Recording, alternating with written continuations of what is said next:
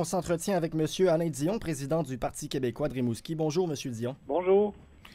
M. Dion, dites-nous donc, c'est Francis Belzile, dites-nous donc, est-ce que vous trouvez que les gens suivent avec intérêt cette course au Parti québécois? Parce je prends un peu l'exemple, peut-être un exemple plus ou moins valable, mais la course au Parti conservateur, on n'a pas beaucoup entendu parler. Est-ce que vous pensez que les gens s'intéressent à cette course dans ce contexte actuel? Bien, pour l'instant, ce qu'on sent, entre autres chez nos membres, il y a vraiment un intérêt. Ça, c'est la première chose qui est importante.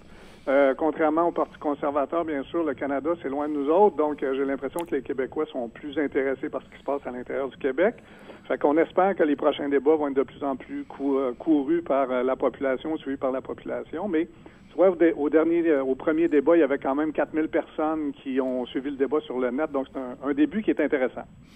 Et hier à Québec, il y avait une centaine de personnes, mais on ne pouvait pas en accueillir plus, semble-t-il, à cause des règles de distanciation physique. Exactement. Dans cette course-là, ce qui est un peu difficile, c'est la réalité de la COVID. Donc, on peut pas vraiment se rassembler, ou quand on se rassemble, c'est avec un nombre restreint. Donc, ça complique les choses, mais on est confiant que peu à peu, les débats vont surgir sur la place publique. Puis on voit que les médias s'intéressent. Donc, ça aussi, c'est important. Dites-nous donc, M. Dion, en 2020, avec l'objectif numéro 1 du Parti québécois, évidemment, c'est de faire l'indépendance du Québec, croyez-vous que c'est toujours aussi pertinent en 2020 avec tous les problèmes que nous connaissons? Bien, c'est exactement. Moi, je pense que c'est encore plus important d'en parler puis de faire la preuve que l'indépendance pourrait permettre de régler plusieurs problèmes. Pas tous les problèmes, au moins se donner les outils nécessaires pour en régler plusieurs. Que ce soit, tu sais, on parle présentement de la question de la langue française qui est en déclin, qu'on parle des politiques internationales du gouvernement canadien qu'on contrôle pas, l'économie qui est soumise à la réalité des pétrolières de l'Ouest. Donc, il y a tellement d'éléments aujourd'hui qui permettraient de faire la preuve que l'indépendance, c'est non seulement important, c'est nécessaire pour la suite des choses. Dites-nous donc, hier, certains des candidats ont admis que le Parti québécois est en déclin. Qu'est-ce que vous dites à ce sujet-là? Bien, on peut pas le nier. Je pense que les dernières années ont été difficiles. Les gens ont quitté le navire. Plusieurs ont cru un peu au mirage nationaliste de la CAQ. Mais je pense que la situation actuelle, les gens commencent à revenir lentement au parti, commencent à comprendre que ce parti-là est le seul à pouvoir proposer un projet de société qui est viable. Et puis là, ce qu'on leur dit aussi, c'est attendez pas de voir qui sera le chef. Participez à ce débat-là, participez, prenez votre carte. Si vous avez envie de revenir au parti, ben choisissez votre propre chef. Donc, c'est oui, on a vécu des difficultés, mais le moment est choisi pour se retrouver, bien choisi pour se retrousser les manches puis faire avancer le parti. Est-ce que vous croyez réaliste que vous pourriez reprendre le pouvoir lors de la prochaine élection?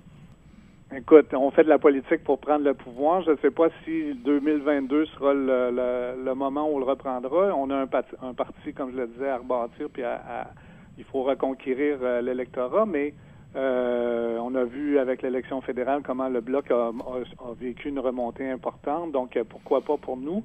Sinon, ben on va continuer de travailler. Ce projet-là d'indépendance, c'est un projet qui se travaille depuis le début des années 60, donc on ne lâchera pas. Dites-nous donc, M. Dion, avez-vous une préférence parmi les 4 candidats qui sont en liste ou vous avez, comme on dit, un devoir de réserve? Pour longtemps, j'observe, j'écoute, je trouve vraiment intéressant les propositions qui ont été mises sur la table, tu sais, que ce soit les positions de M. Nantel qui sont très affirmées au niveau national, au niveau indépendantiste, M. Bastien qui nous parle des pièges de la Constitution, M. Saint-Pierre qui place la population au cœur des échanges, puis M. Godreau qui va avec des propositions pour un Québec vert. On peut plus maintenant parler de mettre en place ou de se donner un pays qui sera pas vert, qui prendra pas soin de l'environnement. Donc moi je trouve qu'on a plein de propositions qui sont intéressantes. Et je ne sais pas si je vais me positionner personnellement d'ici la fin de la course, mais moi je trouve que vraiment on a 4 bons candidats, puis les idées qui sont sur la table sont fort judicieuses. En terminant, rappelez-nous donc, le nouveau chef sera connu quand? Le 9 octobre. Et les gens votent de façon électronique? De oui. quelle façon se prononce? Oui, c'est ça. C'est électronique, puis probablement aussi par la poste. Ah, OK.